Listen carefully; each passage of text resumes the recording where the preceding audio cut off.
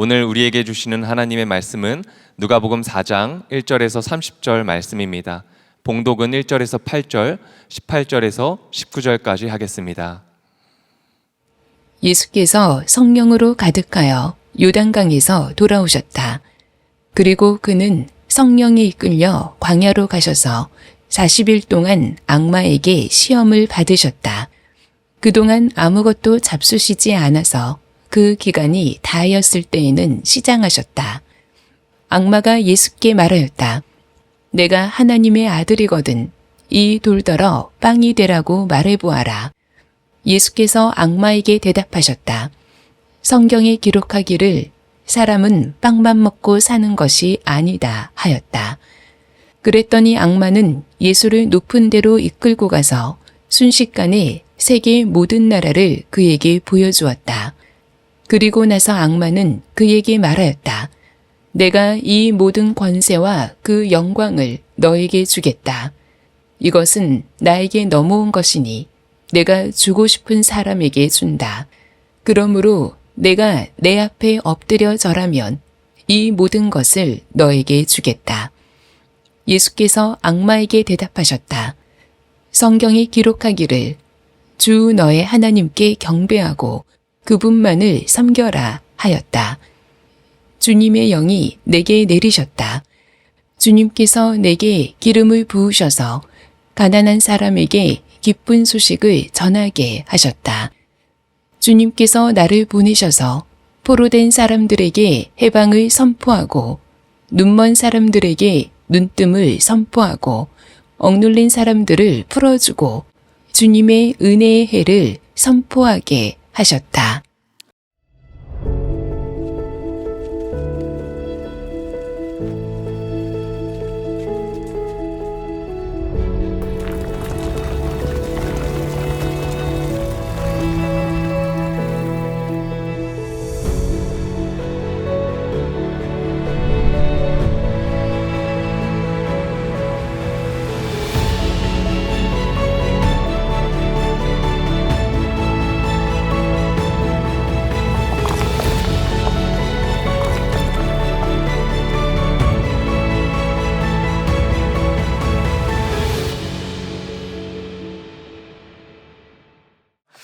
자, 오늘 제목의 말씀은 악마의 시험을 이기는 삶, 악마의 시험을 이기는 삶이란 제목의 말씀을 나누도록 하겠습니다.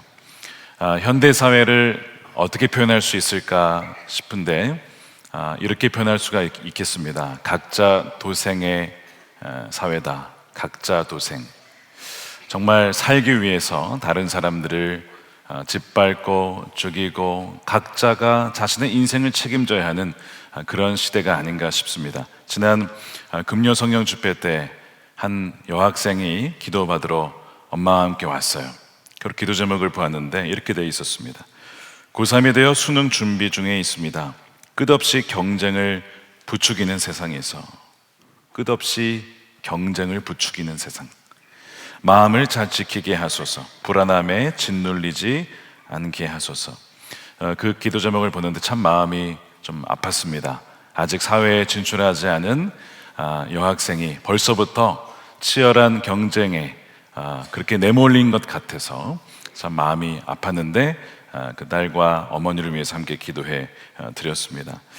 C.S. 루이스가 쓴 스크루테이프의 편지에 보면 악마가 조카 악마에게 편지를 쓰는 형태로 되어 있죠. 거기에 지옥의 철학, 악마의 철학이 무엇인지를 아주 잘 정리해 놓았습니다. 이런 겁니다.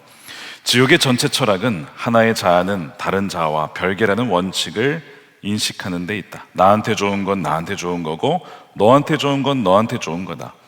누군가 얻은 게 있으면 다른 누군가는 잃은 게 있는 법이다. 자기가 확장되려면 다른 사물을 밀어내거나 흡수해야만 한다. 존재한다는 것은 곧 경쟁한다는 뜻이다. 자, 이것을 조카 악마에게 가르치는 거예요. 이것이 지옥의 철학입니다. 나와 너는 경쟁 관계야. 하나가 될 수 없고 연합할 수 없고 사랑할 수 없고 우리는 각자 도생, 자기 인생 자기가 책임지며 살아야 해. 여러분, 이것이 익숙하고 편안하고 맞다라고 한다면 이미 우리는 지옥의 철학에 지금 이미 세뇌되어 있는 것일 수 있습니다. 그래서 우리에게 이 악마가 계속해서 일상생활에서 이 지옥의 철학으로 유혹하고 그렇게 살아가도록, 하나님의 자녀임에도 불구하고 지옥의 백성처럼 살아가도록 여러분 미혹한다는 겁니다. 참 무서운 것은 이 악마가 예수님에게도 다가와서 그렇게 시험했다는 것입니다. 2절에 보니까 악마에게 예수님이 시험을 받으셨다라고 되어 있는데, 이 시험하다라는 단어가 페이라조라고 되어 있습니다. 두 가지 뜻으로 해석이 됩니다.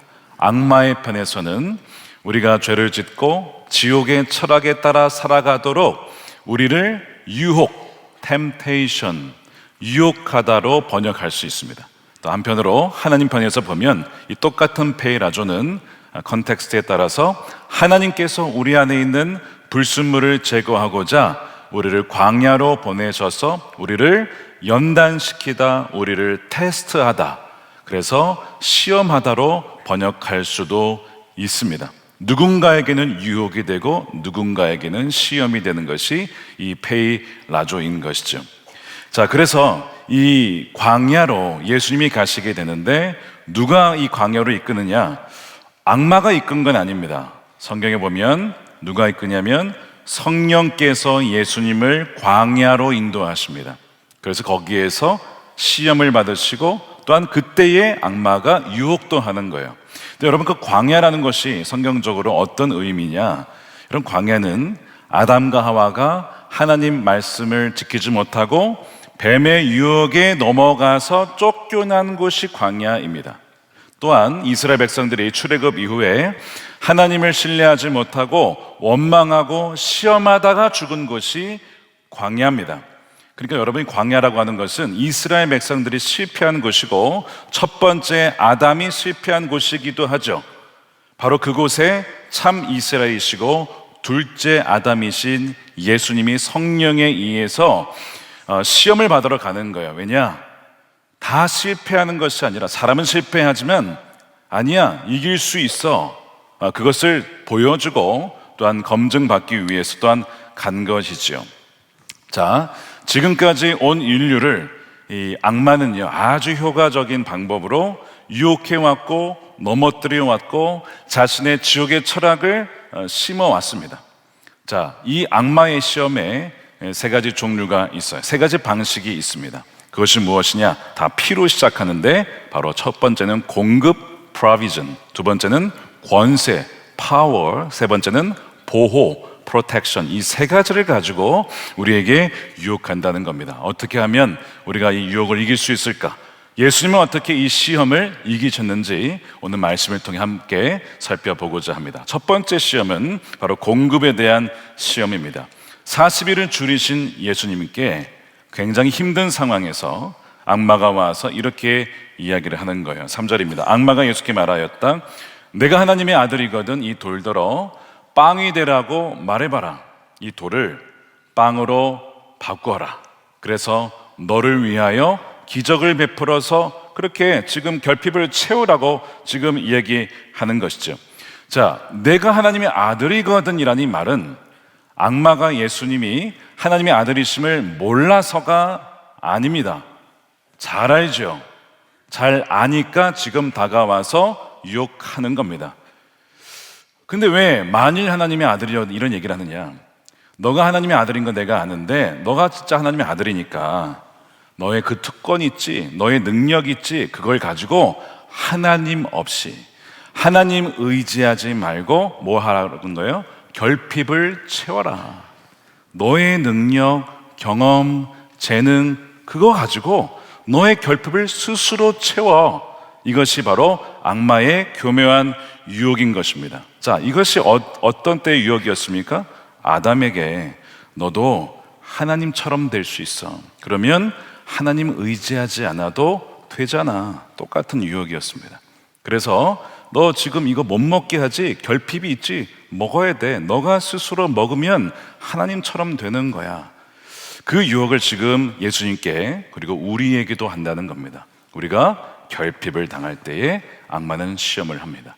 자, 이 배경이 이스라엘 광야 배경이라고 말씀을 드렸습니다. 출애굽기 16장과 민수기 11장에 보면 이스라엘 백성들이 출애굽 이후에 결핍을 경험하죠. 출애굽 때 그렇게 하나님을 찬양하던 백성들이 이 먹을 것이 없어지니까 언제 그랬냐는 듯이 하나님께 원망합니다. 야, 우리에게 지금 먹을 것이 없어 죽게 생겼다. 우리 이러려고 지금 광야로 데려왔냐라고 막 하나님께도 모세에게도 막 그 불평을 쏟아놓죠. 하나님께서 그래도 그 백성들의 이야기를 들어주시고 참 너그러우신 분이에요. 그래서 만나를 주시는 거예요. 여러분, 우리가 이제 이 결핍을 당할 때 우리의 이 신앙의 본질을 중심을 깨닫게 됩니다. 문제가 없을 때는 괜찮아 보이지만 결핍을 당했을 때에 내 입술에서 기도가 나오고 찬송이 나오느냐 아니면 원망이 나오느냐를 보면 나의 영적인 상태를 알 수가 있죠. 그래서 이제 그런 원망에 대해서 그래도 하나님은 공급해 주셔서 만나를 주셨어요. 여러분, 근데 만나에 또 만족을 못 하는 거예요. 여러분, 만나가 하나님께서 주신 그 모든 영양분이 다 들어있었거든요. 근데 왜 불평하느냐 한번 생각해 보세요. 그럼 만나가 과자 같은 건데, 여러분 오늘 아침 식사가 시리얼, 자, 점심 뭐예요? 시리얼. 저녁은 뭐예요? 시리얼. 내일도 시리얼. 우유도 없어요, 시리얼을. 여러분 그렇게 드셔보세요 한번. 드시겠어요? 그걸 40년간 아무도 그렇게 못할 겁니다. 그러니까 고기도 먹고 싶다 이거예요. 하나님이 또 들어주셔서 메추라기를 보내주셨어요. 그래서 이제 이 단백질, 프로틴을 공급받는데 이게 또 여러분 한 가지만 계속 먹으면 얼마나 지겹습니까? 생각해 보세요. 아침도 치킨, 점심도 치킨, 저녁도 치킨, 내일도 치킨. 그러다가 날개 달릴 것 같아, 치킨 먹다가. 한두 번이지 그거를 어떻게 계속 같은 음식을 먹냐 이겁니다. 생각해 보면 이스라엘 백성들의 원망과 불평이 굉장히 이해가 되는 것이죠. 근데 여러분 사실 말씀드린 것처럼 뭐가 없습니다. 결핍을 당할 때에 우리는 하나님의 공급하심과 선하심을 의심하기 쉽습니다. 며칠 벌써 몇 주 됐거든요. 우리 교회 한 성도님이 저에게 편지를 보내셨어요. 사고를 당하시고 생계가 끊어진 참 안타까운 상황 속에 있는 분이신데 저에게 이런 얘기를 하시는 겁니다. 국가 긴급 생계비를 신청했는데 거절을 당하셨다는 거예요. 목사님, 준비하던 사업은 예기치 못한 사고로 불투명해졌고 하나님이 이 사업을 원치 않으시는 걸까라는 혼란이 저를 짓누릅니다. 게다가 아들이 어제 신체 검사를 받았는데 심리평가 이상으로 6개월 이상 정신과 집중치료가 필요하다는 소식이었습니다. 참 마음이 아프셨을 것 같아요. 경제적 풍랑을 마음 여린 아들이 온몸으로 막아내고 있었다는 사실에 가장으로서의 자책감이 전장의 파편처럼 가슴에 박혀옵니다. 딸아이는 학원비 이야기를 꺼내며 하나님의 존재에 회의가 든다고 하는데 평생 제가 신앙을 지켜왔는데 아비인 저는 단 한마디도 확신을 줄 수가 없었습니다. 저의 상태는 고립된 전장의 군인 같습니다. 쏠 탄환도 없고 몸을 숨길 엄폐물도 없이 적진 한가운데 홀로 놓여져 있는 것 같습니다. 말씀을 펴도 글자만 맴돌고 기도를 드려도 허공을 치는 것 같습니다. 잿더미 위에 기와 조각으로 몸을 긁어대던 욥의 절대적인 고독과 고통의 무게가 지금 제 삶의 무게와 맞닿아 있는 것 같습니다. 광야에 놓여 있는 것입니다. 하나님의 시험과 동시에 마귀의 유혹이 찾아오는 시간과 공간이죠. 많은 분들이 이러한 광야 가운데 놓여 있습니다. 그리고 그 굶주림의 고립의 한복판에 악마가 찾아와서 하는 유혹이 뭡니까? 하나님이 공급해 주지 않으시니까 너가 내 힘으로 네 공급을 채워야 돼. 결핍을 채워야 돼. 그러면서 계속 이 악마가 뭐에 집중을 하게 하냐면 절대로 하나님께 집중 못하게 합니다. 뭐에 집중하게 하냐면 빵, 돈. 너 그거 없으면 너 불쌍한 존재야. 너 그거 없으면 하나님이 너 버린 거야. 이런 식으로 계속 거기에 시야를 계속 그 문제에 집중하게 만들어서 절대로 하나님께 집중하지 못하게 만드는 것이 마귀의 방식이죠. 그러면서 우리에게 이런 얘기하는 거예요. 내 하나님이 어디에 있느냐? 너의 아들이 아플 때, 내 딸이 학원비 내지 못할 때에 공급해 주지 않는 하나님이 진짜 하나님 맞느냐라고 하면서 그러니까 당장 너의 힘으로 돌을 빵으로 만들어 먹어야 돼. 원래 인생은 그런 거야. 이렇게 악마가 속삭이는 거예요. 여러분 혹시 지난주에 한 주간 동안 이런 비슷한 좌절과 음성과 유혹을 들으셨다면 여러분 그것이 바로 악마의 유혹입니다. 여러분들에게 다가온 유혹인 거예요.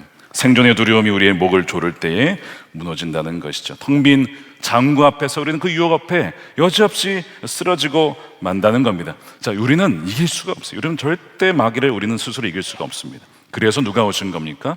예수님이 광야에 오신 거예요. 첫째 아담은 실패하기 때문에. 우리도 첫째 아담의 후손으로서 그 육신의 본성을 갖고 있거든요. 우리는 다 실패할 수밖에 없어요. 질 수밖에 없어요. 그래서 둘째 아담이신 예수님이 광야에 들어가셔서 이 악마의 유혹에 대하여서 대항을 하시는데 뭐라고 말씀하시냐면, 사람은 빵으로만 사는 존재가 아니다, 사람은 먹는 것으로만 사는 존재가 아니라고 말씀하는데, 이 말씀을 인용한 것이 바로 신명기서 8장 3절이죠. 주님께서 당신들을 낮추시고 굶기시다가, 자, 이거는 하나님의 시험입니다. 주님께서 낮추셨대요. 주님께서 굶기셨대요. 우리 마음속에 누가 있는지를 보게 하시려고. 때로는 하나님께서 우리를 광야로, 성령이 예수님을 광야로 인도하셨잖아요. 주님께서 우리를 그렇게 인도하실 때가 있다는 거예요. 그래서 당신들도 알지 못하고 당신들의 조상도 알지 못하는 만나를 먹이셨는데, 사람이 먹는 것으로만 사는 것 아니라 주님의 입에서 나오는 모든 말씀으로 산다는 것을 알려주려고 낮추시고 굶게 하셨다는 겁니다. 자, 이 말씀을 잘 보셔야 됩니다. 지금 이 말씀을 예수님이 인용하시면서 하시는 얘기는, 광야에서 이스라엘 백성들이 살 수 있었던 것은 만나 그 자체가 아니라는 것입니다. 자, 이제 자막을 내리셔도 돼요. 만나 그 자체가 아니라는 거예요.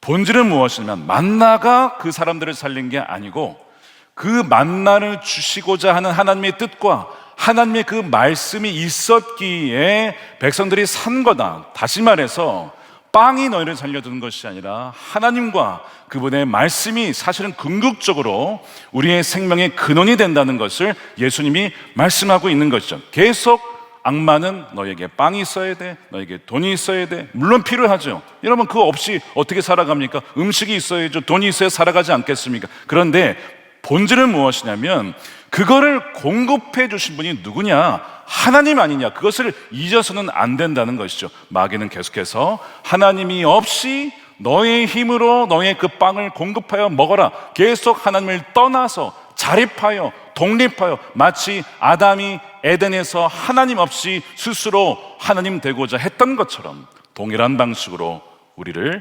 유혹하고 있는 것이죠. 여러분, 혹시 한 주간 돌아보며, 내가 내 힘으로, 내 경험으로, 내 인맥으로 어떻게 좀 해봐야겠다라고 혹시 생각이 들었다면, 그 생각의 원천을 잘 생각해 보십시오. 정말 우리의 인생이 거기에 달려 있습니까? 아니라고 하는 것이죠. 여러분, 이 말씀에 사람이 빵으로만 사는 것이 아니라 하나님의 입에서 나오는 모든 말씀으로 산다고 했습니다. 이게 도대체 무슨 말이냐? 여러 가지 의미가 있는데, 그 중에 하나가 있다면 바로 통장 잔고가 없고 부족해져 있을 때, 빵이 없을 때 우리가 먼저 채워야 될 것은 돈이 아니라, 빵이 아니라 하나님의 말씀. 뭡니까? 너는 내 사랑하는 자녀다, 내가 너를 지었노라 라고 하는 하나님 말씀으로 먼저 우리를 채우는 것입니다. 그래서 그 말씀 안에 거하는 것입니다. 내 영혼 안에 그 말씀으로 채우는 것입니다. 세상의 평가가 아니라 나를 핏값으로 사시고 십자가에서 자신의 전부를 내어주시기까지 사랑하신 그 하나님의 사랑과 말씀 안에 거할 때에 그 진짜 정체성을 붙잡는 것이죠. 또 하나, 말씀으로 산다는 것은 빵이 없을 때에 우리는 유혹을 받아요. 타협하고 싶고 내 능력과 어떤 방법으로 속여서 정말 생계를 위해서 주의를 포기하고 정직을 버리고 편법을 쓰면서 그렇게 빵을, 돈을 긁어 모으고 싶은 그 상황 속에서 하나님의 말씀대로 살겠습니다, 속이지 않겠습니다, 부정직하게 하지 않겠습니다, 안식일을 어기지 않겠습니다. 여러분, 이것이 말씀대로 산다는 것입니다. 여러분, 이것을 하나님이 보시려고 우리를 낮추시기도 하시고 우리를 굶기기도 하시고 때로는 광야로 보내시는 거야. 그럼으로써 진정 우리의 인생이 하나님께 달려 있음을 알게 하시고 하나님께 나아가도록 하기 위하여 우리를 사랑하시기에 그렇게 우리를 인도하시는 것입니다. 이 악마의 유혹을 이 말씀으로, 하나님의 사랑으로 이기시는 여러분들이 되시기를 축복합니다. 두 번째 시험은 권세, 파워에 대한 타협의 시험입니다. 자, 두 번째 이 장면에서 악마가 예수님을 이끌고 올라가 순식간에 천하만국을 다 보여줍니다. 그러면서 이렇게 얘기를 하죠. 자, 굉장히 흥미로운 구절이에요. 이 구절은 4장 6절인데요. 그리고 나서 악마는 그에게 말하였다. 내가 이 모든 권세, 파워죠, 영광을 너에게 주겠다. 인기도 주겠다는, 뭐 다 주겠다는 거예요. 이것은 나에게 넘어온 것이니 내가 주고 싶은 사람에게 준다. 악마가 주고 싶은 사람에게 권력을 주는구나. 그러므로 내가 내 앞에 엎드려 절하면 이 모든 것을 너에게 주겠다. 이렇게 얘기를 합니다. 성경의 로마서에 모든 권세는 하나님으로부터 온다는 말씀이 있습니다. 국가와 정부와 경찰과 뭐 이런 조직 있죠. 어떤 우리의 리더십의 조직은 하나님 만드신 것이죠. 우리를 지키시고 보호하시기 위해 만드신 것입니다. 자, 그런데 모든 권세가 다 그러면 정말 하나님부터 온 것이냐? 하나님이 허락하지 않은 것은 일어날 수 없긴 하지만, 그러나 불법적으로 찬탈된 권력이 있다는 것입니다. 그것이 마귀가 하는 짓이에요. 그래서 에베소서에 보면 공중의 권세 잡은 자가 누구라고요? 바로 마귀라고 되어 있습니다. 악마가 공중의 권세를 잡고 있어요. 그리고 그 권세를 자기가 주고 싶은 사람에게 준답니다. 그러면 누구한테 주느냐? 나와 있죠. 자기에게 절하는 사람. 절한다는 얘기는 악마의 방식을 수용하고 받아들이는 자에게 준다는 겁니다. 그 방식이 뭡니까? 거짓말, 폭력, 사기, 교만, 이기심, 이런 방식에 동의하면 권력을 주겠다는 거예요. 예를 들면 여러분 히틀러의 권력을 생각해 보십시오. 악마가 준 권세 아니겠습니까? 사람들을 선동하고 속여서 얻은 권세, 마귀의 방식에 절했기 때문에 마귀가 일시적으로 준 거예요. 수백만 명이 죽었습니다. 그래서 독일의 사람들이, 끼어있는 사람들이 저항했죠. 그 중에 한 명이 본회포였습니다. 어찌되었든 이런 권세가 있다는 거예요. 이게 굉장히 매력적인 겁니다. 힘이라고 하는 것은 마치, 왜 이게 매력적이냐면 내가 신이 된 것 같거든요. 권세가 있으면요 신이 된 것 같아요. 말만 하면 다 움직여요. 말만 하면 뭐든지 해결할 수 있는 것 같아요. 그래서 매력적인 겁니다. 그래서 많은 사람들이 넘어가게 되는 거예요. 많은 사람들이 마귀에게 절을 하는 겁니다. 이제 이 마귀가 이 얘기를 왜 하냐면, 이스라엘 백성들이 뭐 했습니까? 금송아지 섬겼어요. 이스라엘 백성들이 가나안 땅에 가서는 야훼 하나님은 광야에서는 먹힐지 모르겠지만 가나안 땅은 농경 사회니까 이 땅의 신을 섬겨야지. 그게 누구야? 바알과 아세라래. 비를 내려준대. 그래. 그럼 바알과 아세라 섬겨야지. 그래서 하나님도 섬기고 바알과 아세라도 섬긴 겁니다. 혼합주의 신앙이 거기서 발생하게 된 거예요. 자, 이래서 이스라엘 백성들이 하나님께 진노를 사게 되죠. 우상 숭배를 하나님이 가장 싫어하세요. 여러분 십계명 읽어보십시오. 첫 번째, 두 번째, 세 번째 다 뭐에 대한 거예요? 다 우상 숭배에 대한 얘기입니다. 그토록 하나님이 싫어하시는 건데 이스라엘 백성들이 그 유혹에 넘어가게 되는 거예요. 그래서 지금 이 말씀을 가만히 보게 되면 이 1세기 유대인들도 이 로마의 권세 아래 있다 보니까 어떤 마음이 들었냐면, 이 권력을 얻어서 우리도 좀 뒤집어 보자. 그래서 원했던 메시아가 정치적인 메시아입니다. 힘 있고 권세 있고 능력이 있는 메시아를 원했어요. 그래서 예수님을 왕으로 삼고자 했던 구절이 굉장히 많이 나오죠. 자신들이 왕으로 삼고자 그때마다 예수님은 거절하십니다. 왜요? 그들이 정치적인 권력으로 나를 왕으로 삼으려 했던 것을 예수님은 아셨기 때문입니다. 예수님이 그런 메시아가 아니었어요. 예수님은 어린 양처럼 십자가에서 죽으시는 방식으로, 원수를 사랑하는 방식으로 하나님 나라를 오게 하시는 그런 메시아였거든요. 그러니까 나중에 알고 나니까 힘이 없네, 이거 아니야, 그러면 죽여버리는 거예요, 예수님을. 자, 이것이 권세의 유혹입니다. 악마는 지금 예수님께도 그 세상 사람들이 원하는 영웅이 되어라 라고 지금 유혹하는 거예요. 십자가 지지 마. 왜 죽으려고 해? 왜 힘든 길 가려고 해? 한 번만 나에게 절하면 내가 다 준다니까, 이거 너에게. 그러니까 예수님이 그 유혹을 지금 바로 앞에서 받으시는 거예요. 두 번째 이 유혹은요, 쉽게 말하면요, 쉬운 길 가는 겁니다. 십자가 없는 길 가는 겁니다. 지름길 가는 겁니다. 이게 마귀의, 악마의 유혹인 거예요. 초대교회 성도들도 박해를 당하다 보니까 우리 믿는 사람 중에 뭔가 좀 권세 있는 사람이 나와야 되지 않겠어? 이런 유혹을 분명히 받았을 거예요. 자, 근데 나중에 실제로 로마 제국이 국교화됩니다. 기독교가 인정이 되고 왕이 예수님 믿고 권세자들이 다 예수님 믿고 이렇게 됐어요.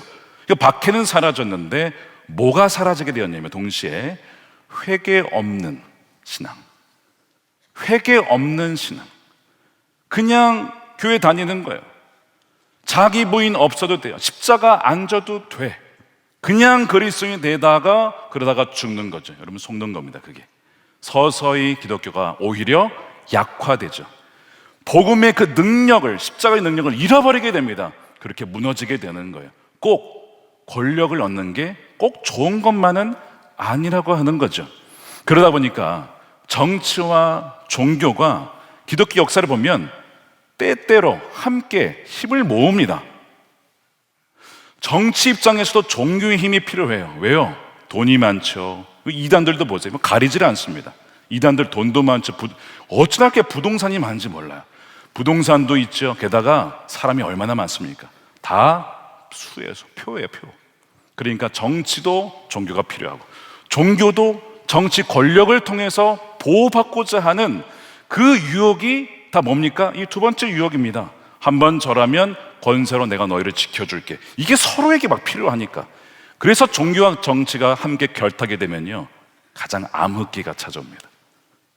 참 어두운 시기가 찾아와요.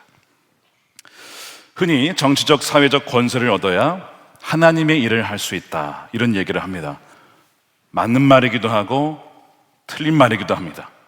맞는 말인 이유는 하나님께서는 때때로는 주요 위치에, 정치나 경제나 사회나 교육이나 IT나 국방이나 의료나 각 위치에 하나님의 사람을 세우셔서 그 구성과 조직을 바꾸시고 선한 영향을 미치기 위해 세우시는 사람들이 있어요. 예를 들면 다니엘도 그렇고 요셉도 그렇고 하나님의 사람들을 그렇게 세우셨습니다. 느헤미야도 그렇고 그런 사람들이 필요해요.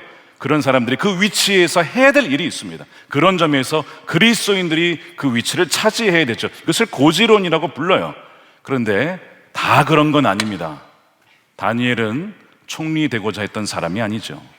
하나님이 그냥 세워주셔서 사명으로 한 것이지 내가 그 권세를 얻어야겠다 그렇게 해서 올라간 사람이 아닙니다. 게다가 오히려 모세는요, 이집트의 왕자임에도 불구하고 하나님 거기서 오히려 꺼집어 내셨어요. 너 거기서 나와야 돼. 들어가는 게 아니고 오히려 나오라고 끄집어 내셨습니다. 그게 출애굽이잖아요. 이런 게 있기 때문에 하나님의 일을 하려면 무조건 권세가 있어야 된다는 것은 맞기도 하지만 틀린 말입니다. 여러분 거기에 잘 분별을 하셔야 돼요. 내가 다니엘과 요셉과 같이 그곳에서 신앙을 지키며 하나님 말씀대로 살아갈 수 있는 그 능력과 지혜와 그 신앙이 견고하게 세워져 있느냐, 아니면 그 위치에 가면 유혹을 받고 사탄에게 절하여서 결국 굴복하게 될 것이냐를 여러분 잘 보셔야 됩니다. 게다가 다니엘과 세 친구들이 같이 있었잖아요. 혼자 하는 게 아닙니다. 그런 동역자들이 여러분 있으십니까? 그러면 가십시오. 그러나 아니라고 한다면 여러분 높은 봉우리는요, 엄청나게 바람이 세차게 부는 것입니다. 유혹의 바람이 얼마 센지 몰라요.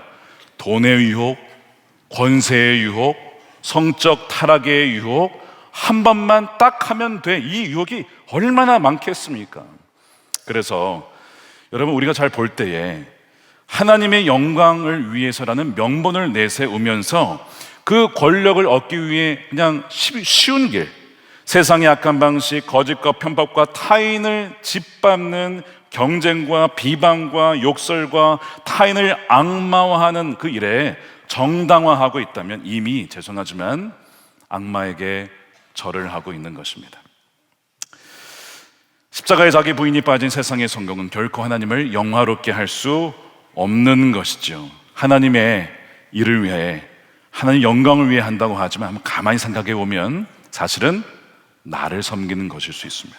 나를, 자신의 야망과 탐욕을 그렇게 포장한 것일 수도 있어요. 나 자신을 확장하기 위해 이 지옥의 철학을 기독교라는 이름으로 포장한 것일 수 있다는 것을 우리는 봐야 된다는 겁니다. 그래서 어떻게 그것을 알 수 있느냐? 이것이 십자가의 길이냐 이것이 쉬운 길이냐, 이걸 통해 분별하면 되는 거예요. 두란노에서 이번에 나온 하나님 마음에 맞는 사람 책에 보면 25장 챕터에 다윗이 쉬운 길로 가고 싶은 유혹을 맞닥뜨립니다. 언제입니까? 엔게디 동굴에 사울이 찾아왔을 때. 그 사울은 제거해야 될 악한 왕이잖아요. 부하들이 한 목소리로 왕이시여, 하나님의 뜻입니다. 하나님이 주신 기회입니다. 지금 죽이고 권력을 쟁취하십시오. 당을 차지하십시오. 지금이 기회입니다. 그렇게 얘기를 하거든요. 그 다윗이 얼마나 갈등했을까. 여기서 사울 죽이면 이제 고난 끝. 나는 이제 왕이 되고 이제 무슨 고난과 십자가 다 필요 없는데 그런 유혹을 받지 않았겠습니까? 거기에 이렇게 썼어요. 엔게디 동굴의 사건은 악을 처단하도록 하나님이 다윗에게 주신 기회처럼 보인다. 단 하나를 제외하고 모든 상황과 여건과 욕망의 이정표는 지금 사울을 죽이는 것이 옳다라고 가리키고 있다. 근데 단 하나가 아닌데 그게 뭐냐면 말씀이다. 주님은 다윗에게 사울을 마음대로 처리하라고 말씀하신 적이 없다. 말씀을 제외한 모든 주변 환경과 사람과 우리의 갈망이 한 방향을 가리킬 때 우리는 이것을 하나님의 뜻이라고 믿고 싶은 유혹을 받는다. 그러나 그것은 오히려 하나님의 뜻을 이룰 기회로 가장된 기회가 아니라 유혹일 수 있다. 안타깝게도 우리는 욕망과 상황을 하나님의 뜻과 자주 혼동한다. 말씀은 그런 말씀을 주신 적이 없는데 다른 모든 것이 한 방향을 가리키니까 그래, 권세를 얻는 것이 하나님의 뜻이야 라고 덮고 포장하는 유혹. 감사하게도 다윗은요 분별을 했어요. 기름 부음 단 자를 죽이는 것이 하나님의 뜻이 아니라고 분명히 말씀했습니다. 나는 죽이지 않겠다. 자, 이 시험을 2번 당하죠. 한 번 더 사울을 죽일 수 있었던 때에 그때도 똑같이 사울을 죽이지 않고 풀어줄 때에 사실상 다윗의 광야는 거기서 끝난 겁니다. 그 다음 장에 이제 사울이 죽게 되어지지 않습니까? 여러분 이제 그 장면을 잘 보면 다윗이 그 유혹을 거절한 것처럼 다윗이 그 유혹을 받았다가 거절한 것처럼 지금 예수님도 더 나은 다윗인 주님께서 비슷한 유혹을 지금 받은 거예요. 마귀에게, 악마에게. 근데 예수님이 어떻게 거절을 하십니까? 이렇게 얘기를 하십니다. 예수께서 악마에게 대답하였다. 성경에 이르기를 주 너희 하나님께 경배하고 그분만을 섬겨라. 여러분 이제 이 권세에 대한 얘기를 할 때 하나님만 섬기라는 거예요. 이 말씀이 무슨 의미냐? 이 마귀의 유혹이 사실은 하나님이 아니라 힘과 더 나아가서 나 자신을 섬기려는 유혹이구나. 내가 하나님처럼 되고자 하는, 나를 섬기고자 하는 유혹이 있는 것을 간파하신 주님께서 그게 아니다, 그건 우상 숭배다, 하나님께만 예배하고 하나님께만 섬기고 하나님만을 높여드려야 된다라고 말씀을 통해, 역시 말씀을 통해서 지금 배워버리는 거죠. 그 유혹을 거절하시는 것입니다. 여러분, 하나님을 경배한다는 것은 목표만이 아니라 그 모든 과정마저도 철저하게 하나님께 복종하고 말씀대로 살아가겠다는 결단인 것입니다. 때로는요, 여러분, 권력을 얻으면, 힘을 얻으면 금방 풀릴 수 있는 게 있는데 십자가의 길을 가면요, 느리죠, 답답하죠, 안 되는 것 같죠, 손해보는 것 같죠. 그런데 그것이 하나님이 기뻐하시는 일이다 라고 믿고 나가는 것입니다. 여러분, 물어보십시오. 이것이 하나님이 기뻐하시는 일일까? 이것이 십자가의 길로 가는 것일까? 아니면 쉬운 길, 지름길을 가는 것일까를 물어보시면 여러분 분별이 되실 거예요. 그 분별을 통해서 이 악마의 두 번째 권세의 유혹을 이기는 여러분들이 되시기를 주님의 이름으로 축원드립니다. 세 번째 유혹은 프로텍션, 보호에 대한 조종의 시험입니다. 세 번째는 이제 성전 꼭대기로 예수님이 데려가서 뛰어내려라.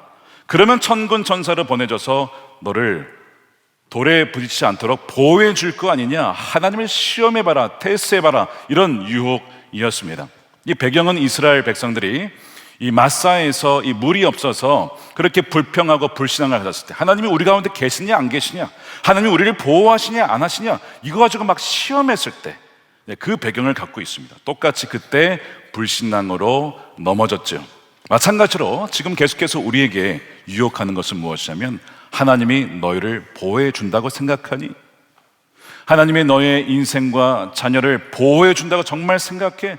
그렇다면 한번 시험해봐. 하나님이 그렇게 하시는지.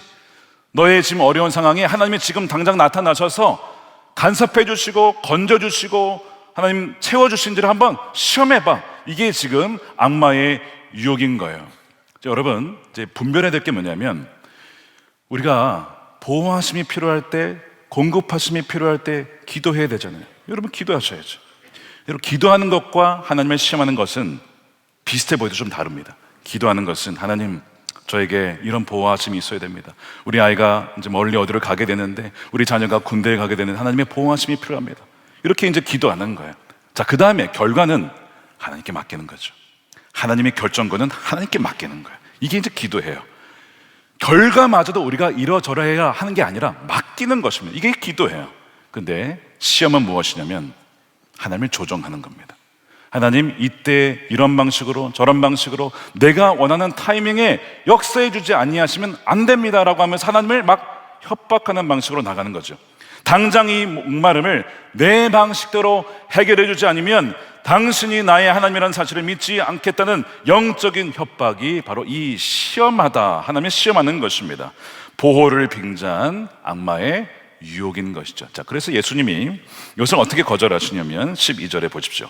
예수께서 악마에게 대답하시기를, 성경에 기록하기를 주 너희 하나님을 시험하지 말아라 라고 하였습니다. 시험하지 말아라.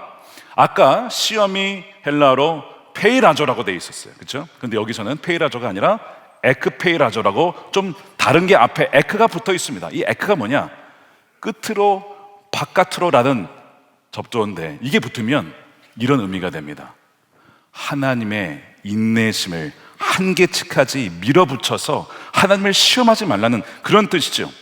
그분을 도발하는 행위와 불신앙을 품고 당신이 진짜 하나님이라면 당장 기적을 베풀어 증명해 보이라고 하나님을 닥달하며 그 한계선까지 몰아세우는 그 떼쓰기가 이 에크페이라조인데 예수님은 그걸 거절하는 거예요. 자, 종합해 보면 예수님이 이렇게 하고 있습니다. 하나님께서 성령을 통하여 예수님을 광야로 연단 그 시험을 하러 보내셨어요. 페이라조입니다. 주님, 제 삶에 연단이 필요하다면, 제 삶에 광야가 필요하다면 그렇게 하겠습니다. 하나님께서 보시기에 그게 필요하다면 순종하겠습니다. 자, 예수님은 페이라조에는 순종하셨어요. 근데 두 번째, 하나님을 시험하는, 하나님의 인내심을 한계치까지 시험하는 에크페이라조는 뭐 하신 거예요? 거절하시는 것입니다. 저는 하나님을 시험하지 않습니다. 하나님이 내 방식과 내 뜻대로 역사하지 않으신다 할지라도 저는 하나님을 신뢰합니다. 이게 예수님의 반응이었던 것입니다. 근데 우리가 이것을 반대로 합니다. 어떻게 하죠? 페이라조? 저 페이라조 싫어요. 하나님, 저 광야 싫어요. 저 연단 받는 거 싫어요. 여러분, 연단 받는 거 좋아하실 분이 어디 있겠습니까? 저도 싫어해요. 근데 여러분, 그 연단은요, 야고보서에 너희가 시험을 만나거든 기쁘게 여기라. 그 과정을 통해서 너희가 온전하여질 것이다. 하나님이 우리를 살리시기 위하여서 그 페이라조를 주시는 거예요. 근데 우리는 그것을 거절해요. 싫어요. 그러는 것은 뭘 합니까? 하나님을 시험하는 거. 에크페이라조는 막 하는 거예요. 하나님, 이때 저런 방식으로 저렇게 해 주십시오. 막 조종하는. 예수님과는 정반대로 우리가 행하고 있지는 않습니까? 예수님이 에크페이라조를 거절합니다. 주 하나님을 시험하지 말아라 라고 거절하죠. 어떻게 그럴 수 있었을까? 어떻게 하나님 그 보호하심을 온전히 신뢰할 수 있었을까? 그 비결, 세 가지 이 시험을 이길 수 있었던 비결이 나옵니다. 어디 나올까요? 오늘 본문의 4장 1절에 보면 예수님께서 요단강에서 오실 때, 광야로 들어오실 때 이미 성령으로 충만한 상황 가운데 광야로 오십니다. 40일 금식을 해서 성령으로 충만해진 게 아니고 충만하셔서 금식에 들어가시고 악마의 세 가지 시험을 충만한 가운데 이기시는 거예요. 그러니까 이 시험을 이긴 비결이 뭐냐면 성령 충만입니다. 자, 그러면 또 하나 질문은 도대체 요단강에서 어떤 일이 있었길래 예수님은 성령으로 충만하셨냐? 이걸 물으셔야 되죠. 자, 그것은 어디에 나옵니까? 3장에 나옵니다. 3장에 예수님이 세례를 받으러 요단강에 들어오셨는데 위에서 아버지 하나님의 음성이 들려와요. 뭐라고 합니까? 이렇게 되어 있죠. 이는 내 사랑하는 아들이라 내가 너를 기뻐하노라. 자, 여러분 기억하시면 굉장히 중요한 말씀이에요. 예수님이 제자 한 명도 아직 못 삼았어요. 기적도 베풀지 않았어요. 십자가도 안 졌어요. 아무것도 하지 않았어요. 근데 하나님 아버지 뭐라 하세요? 너의 그 존재 자체로 너는 내 사랑하는 자녀야, 내 사랑하는 딸이야, 내 사랑하는 아들이야. 내가 너로 말미암아 기뻐해. 하나님의 말씀으로 칭을 받고 또한 하나님의 그 완전한 사랑으로 인하여서 칭을 받으니까 성령으로 충만해지는 거예요. 그러니까 그 안에 모든 것이 담겨 있었거든요. 주님의 그 사랑의 친밀함 안에 모든 것이 담겨 있었어요. 그 모든 것이 뭐예요? 그겁니다. 하나님 아버지의 절대적인 사랑 안에 이미 완벽한 공급하심이 있고, 두 번째, 세상을 이길 권세도 그 안에 있으며 눈동자처럼 지키시는 하나님의 보호하심도 그 하나님의 사랑 안에 다 있었음을 예수님이 이미 그 요단강의 세례를 받으실 때 누리셨기 때문에 하나님을 시험할 필요도 없고, 하나님이 공급하심을 의심할 필요도 없고, 하나님의 어떤 권세가 필요한 것도 아니고 이미 그 사랑 안에 내 안에 성령으로 충만해 계시니까, 그래서 예수님은 그 시험을 이길 수가 있었던 것이고 악마의 그 지옥의 철학을 물리칠 수가 있었던 것입니다. 사랑하는 여러분, 누가복음 4장에 18절에 주의 성령이 내게 임하시면 어떤 일이 벌어진지가 나옵니다. 이렇게 되어 있습니다. 주님의 영이 내게 내리셨다. 주님께서 내게 기름을 부으셔서 가난한 사람에게 기쁜 소식을 전하게 하셨다. 주님께서 나를 보내셔서 포로된 사람들에게 해방을 선포하고 눈먼 사람들에게 눈뜸을 선포하고 억눌린 사람들을 풀어주고 주님의 은혜의 희년의 해를 선포하게 하셨다. 주의 성령이 임할 때에 너를 위해서, 너만을 위해서 하나님이 없이 십자가 없이 살아라는 것을 거절하며 이웃을 위해, 가난한 자들을 위해, 포로된 자들을 위해서, 눈먼 자들을 위해서, 억눌린 사람들을 위해서 그들을 자유케 하는 그 놀라운 증인으로 쓰임받게 된다는 것입니다. 사랑하는 여러분, 이 놀라운 은혜가 여러분들 가운데 부어지게 되기를 축복합니다. 카라마조프의 형제들이라고 하는 도스토옙스키의 작품이 있죠. 굉장히 분량이 많은 작품인데 오브 5권 있죠. 거기에 보면 어떤 내용이 나오냐면 대신문관 이야기가 나옵니다. 이반이 자신의 동생에게 자기의 이야기를 들려주는데 어떤 이야기가 나오냐면 16세기 스페인 그 세비야의 잔혹한 종교재판 시대에 예수님이 그곳에 오십니다. 그 사람들이 예수님 발견하고 조용하는데 당시에 종교 권력을 가지고 있었던 대신문관이 예수님을 감옥에 가둬요.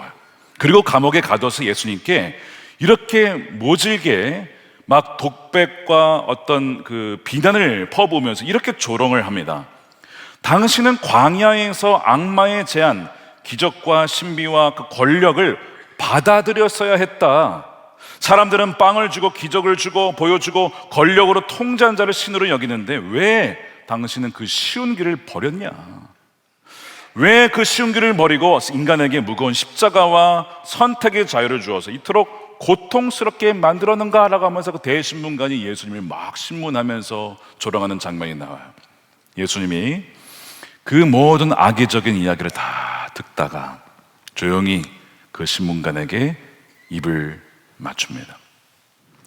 악을 악으로 갚지 않고 지옥의 철학에 따라서 나를 해하는 자들을 더 갚아주어지는 그런 지옥의 철학의 방식이 아니라 원수마저도 품어주는 그 예수님의 사랑으로 그 지옥의 철학을 잠재우시는 그 장면이 바로 그 5장에 등장을 해요. 저는 이것을 보면서 오늘날 우리 그리스도인들에게 한국교회에게 필요한 것이 이것이 아닌가. 악을 악으로 갚는 거 아니라 권세, 우리도 권세를 갖춰야 돼, 우리도 세력을 갖춰야 돼, 그렇게 대항하는 거 아니라 예수님처럼 어린 양 내어주고 용서해주고 그렇게 풀어주고 내어주며 원수도 사랑하는 그 삶을 통해서 like Jesus, 예수님이 그렇게 하셨던 것처럼 살아갈 때에 정말 많은 사람들이 브릿지 되시는, 다리 되신 예수님을 통하여 하나님께 나오게 될 줄로 믿습니다. 사랑하는 여러분, 오늘 말씀을 정리하면서 한번 우리 자신을 돌아봤으면 좋겠습니다. 우리가 이 시간 함께 좀 기도할 텐데 돌아봤으면 좋겠어요. 자, 3가지 유혹을 기억해 보십시오. 하나님의 공급하심에 대해서 나는 정말 신뢰하느냐? 나에게도 권세가 좀 있어야겠어. 그렇게 해서 악마에게 절하고 속임수와 폭력과 기만과 정말 이 마귀의 방식대로 수단과 방법 가리지 않고 명분은 좋은데 하나님 일을 하겠다고, 명분은 너무 좋은데 그 수단이 악마에게 절하여 나아가는 그런 수단은 아니었는가. 그리고 하나님의 보호하심을 빙자하여 하나님을 시험하여서 내 마음대로 조종하려고 했던 마음이 있다면 이 시간 우리가 회개했으면 좋겠습니다. 주님, 나도 모르게 지옥의 철학에 물들어 있었습니다. 지옥의 사람들이 살아가는 방식처럼 그렇게 정말 죽음의 방식에 저도 물들어 있었습니다. 주님, 이 시간에 주의 성령을 부어주시고 주의 기름을 부어주시옵시고 주의 말씀으로 충만케 하여 주셔서 하나님의 그 온전한 사랑 안에 거하여 두려움과 의심 때문에 마귀에게 절하여 그렇게 살아가는 삶 아니라 온전히 하나님의 사랑을 신뢰하며 때를 따라 만나와 메추라기로 공급해 주시는, 보호해 주시며 우리와 함께 하시는 그 하나님을 신뢰하며 나가게 해달라고 우리 함께 이 시간 기도하도록 하겠습니다. 기도하겠습니다. 살아계신 아버지 하나님, 감사합니다. 아버지, 우리에게 얼마나 많은 복이 모릅니다. 주님, 이 시간에 우리 많은 백성들 가운데 악마의 유혹으로 말미암아 넘어지고 하나님 엎드리고 아버지 하나님 불복하는 많은 백성들이 있습니다. 우리 자신이 찾아오셔서 그 나라 불복하여 하시네. 성령이 오셨네. 성령이 오셨네. 내 주에 보내신 성령이 오셨네. 우리 인생 가운데 친히 찾아오셔서 그 나라 주게 하시네. 걸어가시고 자비로우신 아버지 하나님, 때로는 주님께서 우리를 낮추시고 또 우리를 깨우치기 위하여 광야로 보내실 때가 있음을 보았습니다. 폐일하죠. 우리는 그것을 거부하고 싶고 피하고 싶어 했습니다. 그러나 하나님께서는 우리에게 그 광야를 주신 것은 우리가 살아가는 것이 빵으로 사는 것이 아니라, 먹는 것으로 사는 것이 아니라 우리에게 입을 것, 먹을 것, 그 모든 살아가는 존재의 근원이 하나님의 입에서 나오는 말씀에서 나온다는 것을 깨닫게 하시려고 그 가운데 보내심을 믿고 감사드립니다. 주님, 베일하저 우리를 광야로 보내실 때 아멘, 주님 시험을 만나거든 온전히 기쁘게 여기라, 그로 말미암아 우리가 온전케 된다고 주님 약속해 주셨으니 광야에 있는 하나님의 성도들과 백성들을 주님께서 성령으로 충만케 하여 주시고 하나님의 말씀으로 충만케 하여 주시옵소서. 성령으로 충만케 하여 주셔서 마귀의 시험과 유혹을 말씀으로 성령으로 충만하게 이겨내가는 하나님의 백성들이 되게 하여 주시옵소서. 그리하여 에크 베이에라죠, 하나님을 시험하는 자 없게 하여 주시옵시고 하나님의 선하심과 하나님의 인자하심을 주여 신뢰하여 저들의 삶 가운데 만나와 매출하기로 불기둥과 구름기둥으로 언제나 함께 하시는 주님과 친밀하게 동행하는 하나님의 정결한 자녀들이 되게 하여 주시옵소서. 아버지 하나님, 그리하여 아버지 마귀에 굴복하며 절한 자 있습니까? 선한 뜻을 품었으나 하나님 힘이 없다라고 생각하여 혹시라도 거짓과 속임수로 마귀의 절한 자가 있다면 이 시간 회개할 때 용서해 주시옵시고 다시는 마귀에게 절하는 자 되지 않게 해주시고 하나님만 경배하며 하나님만 섬기는 하나님의 자녀답게 천국 백성답게 살아가게 하여 주시옵소서. 아버지 하나님, 이 시간에 11조로 감사헌금으로 또한 성경금과 건축헌금으로 주님께 올려드리오니 드리는 믿음의 손길을 기억하여 주시옵시고 하나님, 모든 것이 하나님이 우리에게 주신 것, 생명도 우리의 모든 재정도 우리의 건강도 주님이 잠시 주신 것임을 기억하여 하나님, 남은 시간이 얼마 많지 않음을 기억하여 헛되게 시간을 보내지 않게 해주시고 하나님의 뜻대로만 하나님을 기쁘시게 하는 일에만 순종하여 살아가는 하나님의 백성들 되게 하여 주시옵소서. 주여, 하는 일마다 기업마다 복에 복을 더하여 주시고 요셉에게 주셨던 형통하심의 은혜를 더하여 주시되 나만을 위해 살아가지 않게 해주시고 가난하고 억눌리고 하나님 붙잡혀 있는 하나님의 백성들을 풀어주며 은혜를 선포하는 일에 쓰임받는 기업과 가정이 되게 하여 주시옵소서. 아버지, 이 나라를 기억하여 주시고 분열되어 있는 이 나라가 십자가로 하나 되게 하여 주시며 거짓과 부패가 사라지고 진실 위에 진리 위에 이 나라가 굳건하게 세워지는 대한민국 되게 하여 주시옵소서. 아버지 하나님, 남과 북이 복음으로 하나 되게 하여 주시며 북한에 붙잡혀 있는 김정은 김국기 목사님, 최충길 선교사님 속히 풀어주시며 중국에 붙잡혀 있는 에스라진 하나님 목사님과 주의 리더십들을 석방시켜 주시옵소서. 그리하여 하나님 한반도에 복음의 통일이 일어나게 하여 주시옵시고 어둠의 권세 떠나가게 하시고 주의 빛으로 비춰주셔서 이 한반도를 통하여 열방에 주의 복음이 은혜가 선포되게 하여 주시옵소서. 아버지 하나님, 우리 선교사님들을 기억하여 주시며 새 힘을 주시고 날마다 강건함을 주셔서 성령의 충만함으로 복음의 장벽이 무너지고 우리가 함께 그 일을 동참하여 나아갈 때에 주님이 오시는 그날 착하고 충성된 나의 종들아 참 잘하였도다 안아주시는 놀라운 은혜가 하나님 이 자리에 예비하는 한 명도 빠짐이 없이 그 은혜를 누리며 나아갈 수 있도록 축복하여 주시옵소서. 감사하며 우리 구주 예수님의 이름으로 기도드립니다. 아멘. 다 같이 일어나셔서 준비하신 예물 드리며 함께 찬양하겠습니다.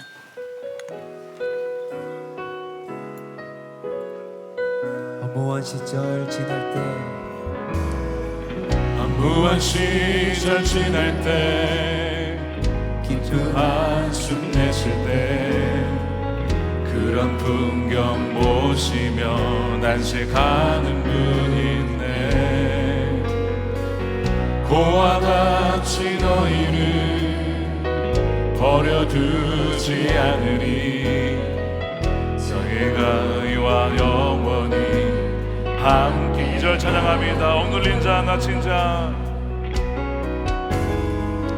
억눌린 자 갇힌 자 자유함이 없는 피난처가 되시는 피난처가 되시는 성령님께 주의 영이 계신 곳에 자유함이 있습니다.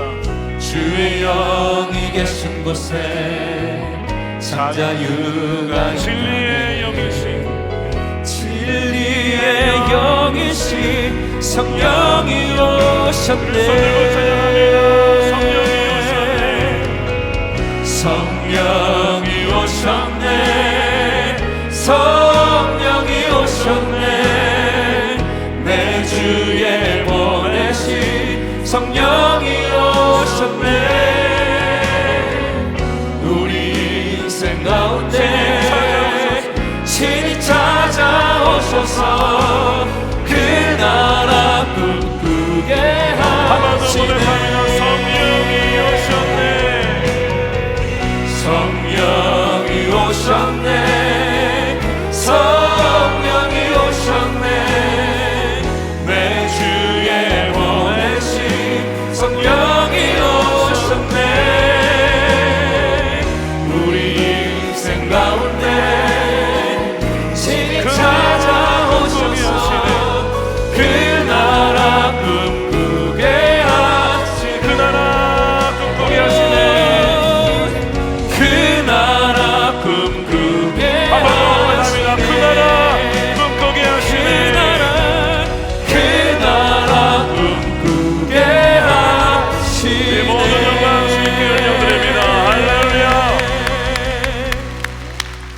축도하겠습니다. 이제는 우리 주 예수 그리스도의 크신 은혜와 하나님 아버지의 측량할 수 없는 무한하신 사랑하심과 성령님의 가망함동 교통 내주하심이 오늘 말씀을 들으며 악마의 시험과 유혹을 말씀으로 이기며 하나님의 사랑 안에 거하며 성령으로 충만하여 나가기를 결단하는 사랑하는 우리 모든 선한 목자교회 예배자들, 가족들, 저들의 인생과 가정 가운데, 일터 가운데, 자녀들 가운데, 다음 세대 가운데 주의 몸된 교회와 또한 조국 대한민국과 열방 가운데 영원히 함께 하시기를 간절히 축원하옵나이다.